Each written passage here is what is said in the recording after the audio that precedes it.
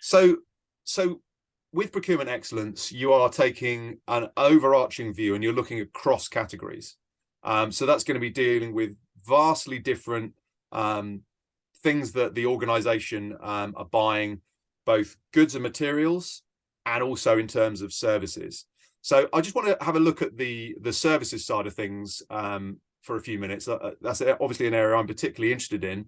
From our point of view, we always look at complex services across the relevant categories that applies to, whether it's marketing, legal, IT, consulting, etc. I just want to look at the specific challenges that you have around services. So obviously there are different types of services. When you look across the categories, how does that sit in your head in terms of the different services that your organization might buy? I think services are everywhere in the Kreutz matrix. They can be very strategic, they can be bottlenecks, or they can be routine or leverage. So something, something to consider. Definitely.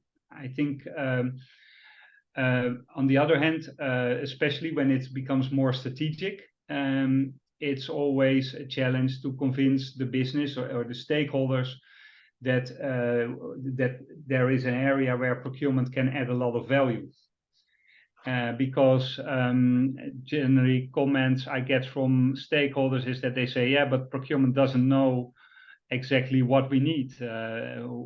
It's for them already very complex, let alone for procurement. On the other hand, procurement knows the process in vendor selection, so they can definitely help a lot and take that effort out of the hands of the stakeholders.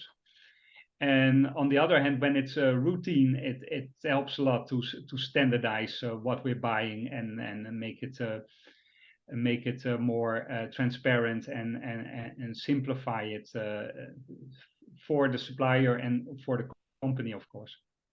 Yeah, I mean, it's interesting what you were saying about the resistance, because so I see two types of resistance generally in conversations that I have. One of them is kind of C-suite resistance, where it's very strategic, for example, consulting services, where the procurement don't really have a huge oversight or a huge involvement in that.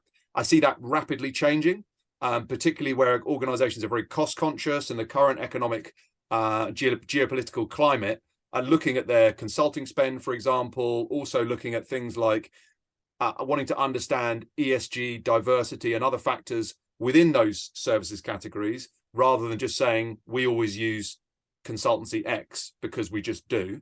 So that's one area that I see resistance, but I think it's being reduced.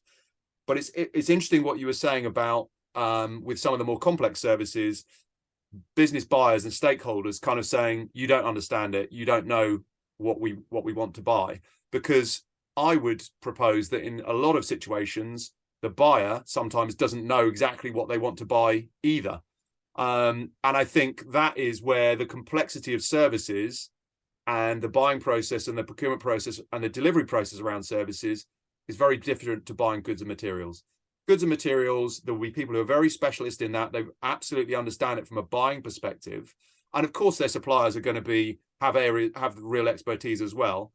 But services are so varied and so vague, if we go for the kind of more complex end of it, and they're harder to define. So I think there's a value that procurement can add in terms of, let me look at your requirement, but I can't tell you everything about cybersecurity, for example, but I can help guide you through the process of understanding what it is you want to buy.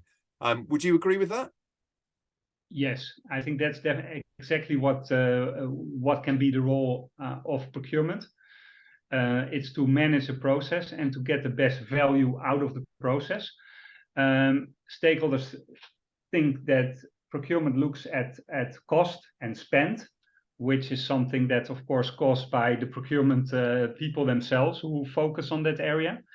But after all, that spend needs to be generated in order to realize value. And if, as a procurement organization, you can better understand what is the value that is generated by the organization, how do they generate value, for example, by purchasing that kind of professional service, then you can also, as a procurement organization, provide a much better support to select, for example, the best professional service provider, not from a cost point of view, but from a total value added point of view.